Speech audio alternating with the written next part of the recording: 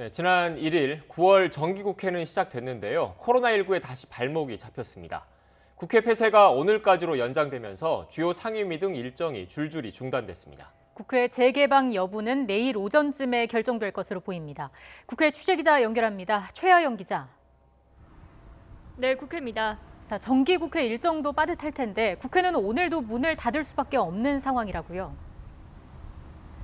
네, 어제 국민의힘 당직자가 코로나19 확진 판정을 받으면서 앞서 국회는 오늘 정오까지 폐쇄되기로 돼 있었습니다. 하지만 역학조사 과정에서 추가 선별검사 대상자가 나오면서 오늘 자정까지로 폐쇄가 더 연장된 겁니다. 이에 따라 국회 본관과 의원회관, 소통관에 근무하는 사람들은 오늘까지 모두 재택근무에 들어갔습니다. 이 추가 선별 검사를 받아야 하는 사람은 모두 27명입니다. 오늘 검사를 받으면 내일 오전쯤 결과가 나올 전망인데요. 이에 따라 국회 재개방 여부도 이때쯤에 다시 결정날 것으로 보입니다. 앞서 어제 선별검사를 받은 33명은 모두 음성 판정을 받았습니다. 또 이종배 국민의힘 정책위 의장 역시 음성 판정을 받았는데요. 이 정책위 의장과 간접적으로 접촉했던 김종인 비대위원장은 자가격리 대상자는 아니지만 이 추가 검사 대상자가 나온 만큼 주말까지는 자택에서 대기하기로 했습니다. 또 주호영 원내대표도 오늘만큼은 외부 일정을 자제하기로 했습니다. 2차 재난지원금은 선별 지급으로 가닥이 잡힌 것 같은데 기준은 정해졌습니까?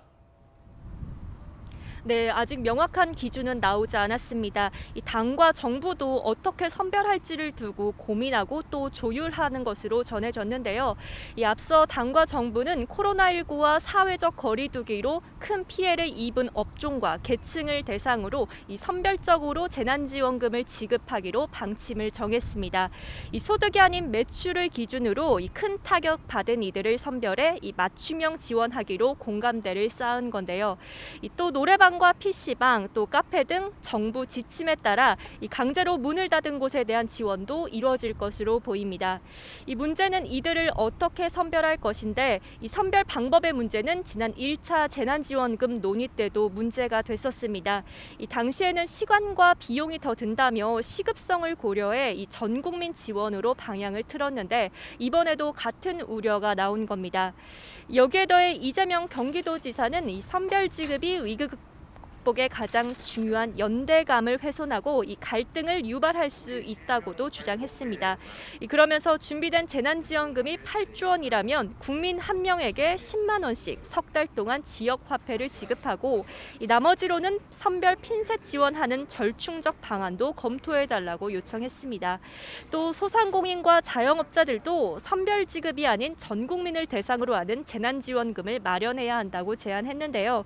이 시간과 비용이 필요한 선별보다는 전 국민을 대상으로 발빠른 지급이 효율적이고 가시적인 효과가 있을 수 있다는 겁니다. 이에 따라 선별 기준을 정해야 하는 당과 정부의 고민도 더 깊어질 것으로 보입니다.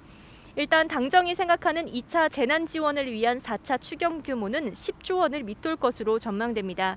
당정은 실무와 고위 협의를 더 거쳐 이번 주 안에 2차 재난지원금 지급 대상과 규모 등을 확정할 방침인데요. 이어 다음 주 후반쯤 추경안을 국회에 제출하고 이 추석 전에는 재난지원금 지급이 시작될 수 있도록 한다는 계획입니다.